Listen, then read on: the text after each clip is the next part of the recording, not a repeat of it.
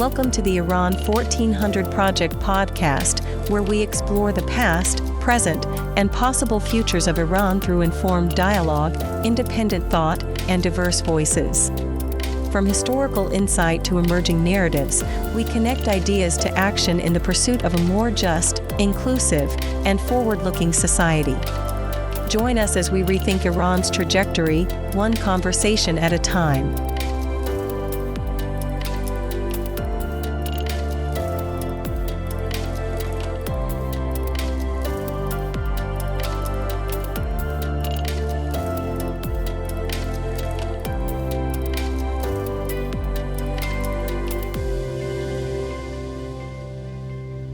Today, we're diving into disability in Iran, from charity to citizenship. Now, this isn't just a policy review. It's really about understanding a pretty profound transformation, although, one that's still unfolding. Absolutely. It's about how disability is seen, how it's addressed within Iran. And this deep dive, it's tailored specifically for you, our listener, so you can quickly get the nuances of what's, frankly, a complex issue. And we're really excited to unpack this with you, because the whole concept of disability in Iran, it acts like a critical lens, doesn't it? A mirror, really, reflecting the nation's wider civic evolution, its journey towards inclusion, towards dignity. Okay. And our source material for this, it comes straight from the Iran 1400 Project. So it gives us this really rich, multi-layered view. Yeah. And our mission here is basically to pull out the most crucial insights for you, connecting that historical path with what's happening right now. Yeah. So you walk away with a clear, sort of comprehensive picture. Okay, great. So to really get where Iran is today, we probably need to look back, right? Peel back those layers of history. Definitely. You mentioned this time when disability wasn't just seen as a challenge, but sometimes as a fundamental flaw. That sounds like a really deep-seated belief. Oh, it was. So let's start there. Before the 1960s, what did that traditional view actually look like on the ground? Well, historically, before the 1960s, disability was overwhelmingly framed as a flaw in the system of creation. That was the thinking. Wow. Which meant care was almost entirely, a private family matter or handled by religious charities. There was very little public or state involvement. Right. And the whole period was dominated by what we now call the medical model. Yeah. Just focused on the impairment itself and this perceived need for either a cure or just basic care. And it's quite shocking now, but really stigmatizing terms like insane, retarded, crippled, even eyeless. They weren't just casual insults. They were actually used in legislation. In the laws themselves. Goodness. Yeah. Now, there was religious compassion. That existed. But there was absolutely no recognition of legal rights or civic rights. Access to education, severely limited, often just rote learning, like reciting the Quran. So basically hidden away. Pretty much. Yeah. Disabled individuals were frequently kept out of public life, denied jobs, denied proper education, denied essentially a place in society. That paints such a stark picture, a really marginalized existence. So was there a specific turning point, a moment when things started to shift, even slightly? Yeah, things did begin to change. A new chapter, you could say, started around 1968. That's when Iran established its rehabilitation organization. Okay. Which later merged into the State Welfare Organization, the SWO. Yeah. That was a pretty critical step, formalizing services. Yeah, institutional support. Exactly. And around the same time, we started seeing the first self-help groups forming, like the Disabled Society of Iran. And then more modern NGOs popping up, advocating for inclusion, for employment, for dignity. So people organizing themselves? Precisely. And by 1973, universities actually started training programs for rehabilitation professionals. So you see the beginnings of professionalized services. But it's important to remember, the underlying thinking was still very much within that charitable medical framework. Got it. Still focused on fixing the person, perhaps? Largely, yes. But it was a start. And crucially, disabled people themselves were starting to find a voice.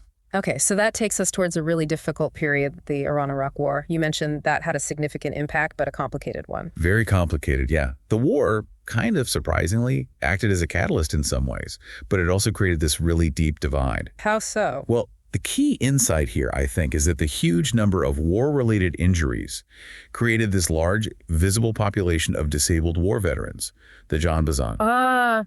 And they received immense public sympathy and, importantly, preferential treatment. This led to a big expansion of rehab services. Which sounds positive. On the surface, yes. But the focus was almost entirely on these veterans, and that inadvertently created what's called the two-tier system. Right. Where the John Bazan got much better benefits, better access compared to the general disabled population. Ah, I see. So helping one group actually disadvantaged another, relatively speaking. Exactly. It's a critical lesson, really, in how policy, even with good intentions, can create these unintended inequalities. But interestingly, this era also saw those disabled-led NGOs grow stronger. They started pushing even harder for broader civil rights, not just for veterans. So that growing advocacy, did it eventually lead to major legal changes? Was there a big legislative moment? Yes, absolutely. Their persistence really did pave the way. In 2003, 2004, Iran passed its first proper, comprehensive Disability Protection Act. Okay, that sounds like a landmark. It really was. It mandated accessibility in public buildings, set up hiring quotas, remember, 3% for the general disabled population, but 10% for veterans, showing that tiered system was kind of baked down. Still there? Still there. But it also gave legal recognition to rights in education, housing, employment. Big step forward. But you mentioned limitations earlier. Yes, and this is crucial.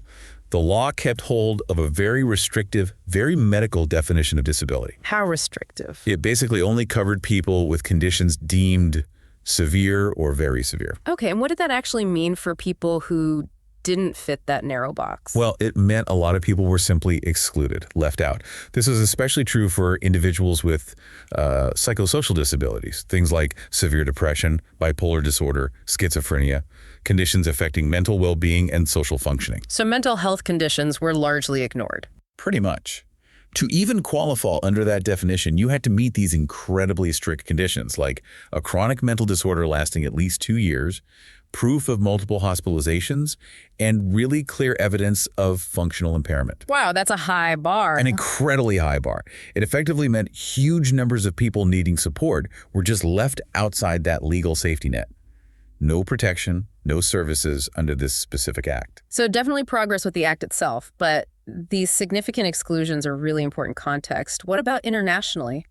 Iran joined the UN Convention, right? The CRPD in 2009. That's right, 2009. Did that signal a kind of deeper shift, maybe towards that broader social model of disability, or was it more complex? Well, connecting it to the bigger picture, ratifying the UN CRPD was symbolically huge. Yeah. Absolutely. Okay. It signaled a move, at least on paper, towards the social model. You know, the idea that disability isn't just about an individual's impairment, but about the barriers society puts up. Right, societal barriers being the key problem. Yeah, exactly. But, and it's a big but, implementation has been really inconsistent. Domestically, that old medical model still holds a lot of sway in legal definitions and who's eligible for support. Still focused on the individual problem. Yeah, and the laws often put more emphasis on prevention and cure rather than on things like accommodation and accessibility, making society fit the person, not the other way around.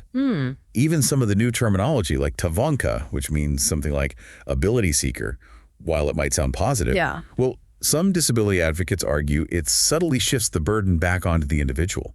You know, you need to seek ability rather than society needs to remove barriers. I see. That's a nuanced point. It is. Yeah. And crucially, Iran added a reservation, a sort of legal opt-out, to Article 46 of the CRPD. What does that mean? It basically means their own domestic laws can override what the convention says, which unfortunately really undermines the treaty's power to drive real change on the ground. That sounds like a pretty significant loophole, a way to sign up but not fully commit. You could certainly interpret it that way. It definitely weakens the impact. And it raises questions about that long-term commitment, especially when you look at recent trends. Ah, yes. The source mentioned something concerning about budgets recently, a reversal of progress. Yeah, it's quite a stark turnaround, actually. In 2023, the government apparently just eliminated the entire budget line for the disability support law. Eliminated it completely. That's what the source indicates. Gone. And on top of that, the country's 7th development plan brought in these shocking restrictions, basically telling welfare agencies they have to remove 20% of working-age people from disability coverage every single year. 20% annually. That's huge. It's huge. And it seems to directly contradict the whole spirit of the earlier laws and the CRPD ratification. It raises really serious questions of where the priorities actually lie now. So we've got these progressive-sounding laws on the books, international commitments made, but then these huge gaps in practice and even steps backward. Let's try and unpack those discrepancies a bit more. The source talks about gaps between the law, society, and the rhetoric. Let's start with the legal side again. Okay. Well, legally, like we said, you've got the guarantees in the 2003-2004 law and some 2018 amendments too. But enforcement is consistently poor. Such as? Public transport, buildings, schools. Despite the legal mandates for accessibility, they remain largely inaccessible for many people. Ramps that lead nowhere, lifts that are broken. Right. The everyday reality doesn't match the law. Not even close sometimes. And another troubling thing is the lack of reliable data. Official figures say only about 4 to 4.2% of Iranians are disabled. That sounds low. It's way below the World Health Organization's global estimate of around 15%. Why such a big difference? Well, it likely stems from a mix of things. Intense social stuff, making people reluctant to register, bureaucratic hurdles making it hard to register, and those very restrictive eligibility rules we talked about. And on top of all that, you still have overtly discriminatory laws on the books. Things like electoral bans preventing blind and deaf people from running for office, or reduced criminal protections for victims of crime if they're deemed mad or insane. So legally, a very mixed and often contradictory picture. Definitely. And what about socially? In daily life, you mentioned stigma. How pervasive are these challenges? Oh, they're absolutely pervasive. The stigma is still incredibly widespread.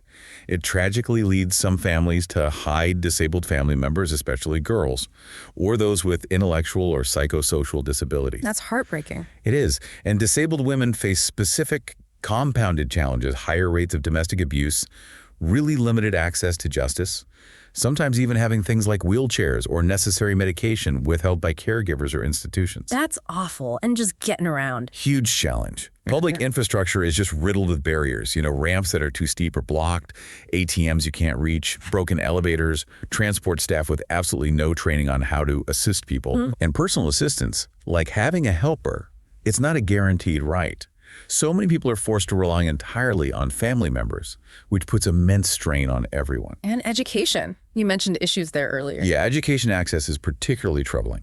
You still have children being subjected to these IQ-based assessments that basically label many as uneducable. Uneducable. Yeah, schools are often physically inaccessible, they lack properly trained staff, and getting reasonable accommodations like modified materials or extra time is rare. Teachers often just aren't equipped or supported to teach inclusively. It sounds like a system that sets many up to fail. It certainly presents enormous barriers. So, a really difficult reality on the ground. Let's talk finally about the rhetoric. How does the public conversation, the official narrative around disability, compare to these realities we've just discussed? Well, the discourse in Iran seems to oscillate, doesn't it? It swings between this idea of charity, helping the unfortunate, and this focus on cure.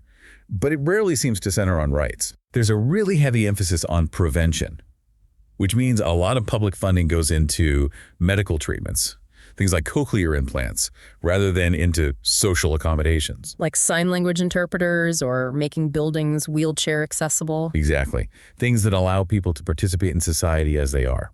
And that term we mentioned, Tavanka, ability seeker. Yes. Again, while maybe the intention was good, it arguably reinforces this idea of an individual deficit you need to seek ability, rather than pushing for systemic societal change. Right, framing it as an individual problem again. Yeah, and the government rhetoric about inclusion, about progress, it often just isn't matched by actual enforcement or funding. And that erodes trust among people with disabilities, understandably. And there's a cautionary tale mentioned in the source regarding the global autism discourse, particularly how it's been influenced by some parent-led advocacy groups, especially in the U.S., where autism is often framed through a very medicalized, cure-seeking lens. Right, focusing on fixing autism. Exactly. Sometimes even portraying autism quite negatively as this destructive force. And this actively undermines efforts to actually center the rights and dignity of autistic neurodivergent individuals themselves. And the relevance to Iran. Well, activists in Iran are increasingly warning against just importing these kinds of narratives wholesale, because they tend to sideline the crucial issues of civil rights and inclusion in favor of this focus on pathology and cure. That's a really important point about how external narratives can shape local realities. Wow. What a complex and, often contradictory picture you've painted for us. It really is. It seems clear that Iran's journey with disability rights is very much ongoing and full of these deep tensions. Indeed. And the article really concludes that this whole evolving discourse on disability, it's way more than just a health issue or a social welfare issue. It's that mirror you mentioned at the start. Exactly. It's a true mirror of the nation's overall civic condition. That persisting gap we've talked about between the laws on paper and the reality on the ground, it just exposes how deeply rooted that old medical model still is. But, it also points towards the potential for a different future, a more inclusive one, hopefully rooted in rights, in dignity, and in full participation for everyone. This mix of progress and setbacks, these contradictions, it really does highlight everything you've discussed. So for you, our listener, thinking about all this, what's the ultimate takeaway? About the future in Iran, maybe, but also what it means more broadly. Well, ultimately, I think this deep dive really shows us that true civic inclusion, genuine belonging for everyone, it needs so much more than just policies and laws written down. Right, it's not just about ticking boxes. Not at all. It demands a really profound cultural shift. It needs robust ways to actually enforce the laws. And fundamentally, it requires this shared recognition deep down that all members of society, disabled or not, are equal participants, equal partners in shaping the country's future.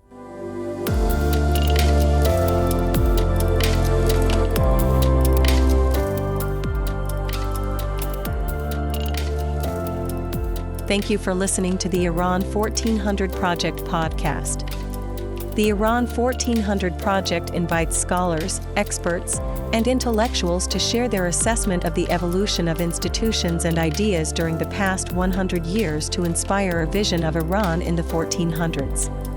If you found today's episode thought-provoking, be sure to subscribe, share, and continue the conversation. For more content and upcoming events, visit Iran1400.org. Until next time, stay engaged, stay informed, and stay hopeful.